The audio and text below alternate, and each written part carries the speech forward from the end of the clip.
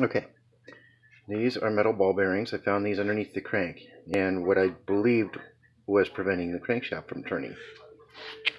This right here, I took a picture earlier. This is a cover that's an inspection hole. It's normally covered by this big bracket right here, so you can't see it. It gets buried. That's in front of here. Sorry. I took a picture before I disassembled this. They put this on here, and it's got a tab on the front that's supposed to tuck down inside, seal nicely, and seal this up like that. It was not, and as you can kind of tell, you can see the oil has been, I don't know how well the light's showing up, but you can tell the oil has been spilling down on this area. The tab was out, and it was very cockeyed.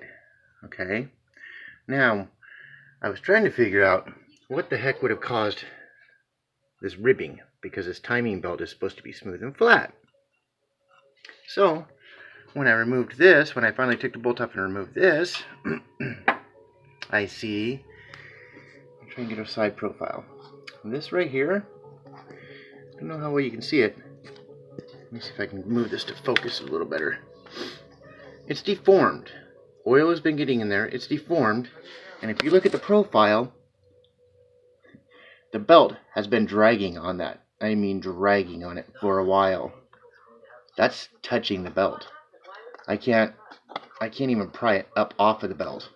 I suppose I could probably get a screwdriver under there, but I mean it's definitely either heat or oil has deformed it. If you run your fingers over it, it's very, I don't know how well you can see that either.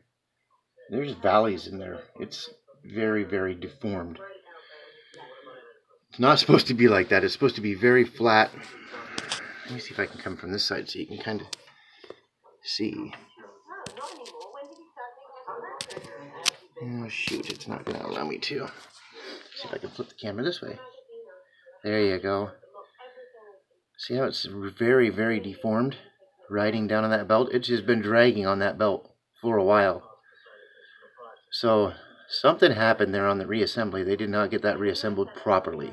That is definitely where it's dragging. There's no doubt about it. That's where the timing belt has been rubbing, right there. Like I said, I can get my finger into there. I can move it just a tad, but not much. So, that's a concern. I believe that probably was allowing oil in there. These belts are not supposed to have oil on them. As you can see, the belt has tons of oil on it. Now, the other issue that I have is I cleaned out all the ball bearings down below. This little white timing mark right there is supposed to be even with that notch when you're at what you call top dead center. There's also one under here. But the problem is down here, there's a notch right there that is supposed to line up with a notch right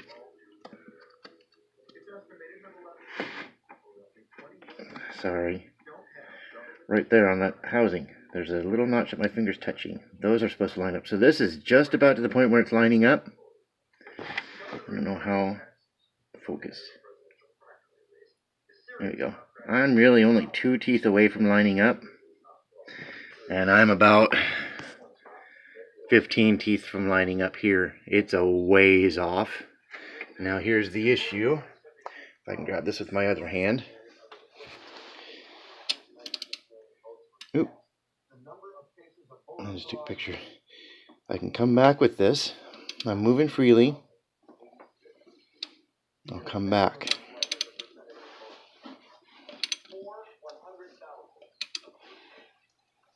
It gets to that point right there and stops. That's right at the same point. That's where it's stopping. I really believe that a valve did contact the piston because this mark is just about lined up. This mark is very far off. It should be almost at that mark right there. And this is not moving anymore at all. I can almost guarantee that when I come back around the other way, if it'll allow me to, I don't have the bolt torque down, so the bolt might actually let loose. it's going to come back the other way, and it's going to hit a point where it stops as well. When that valve is on the opposite stroke,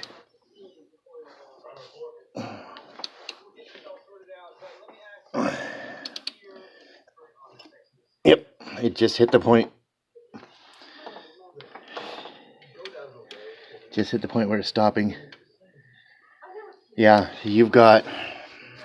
that's the worst case scenario.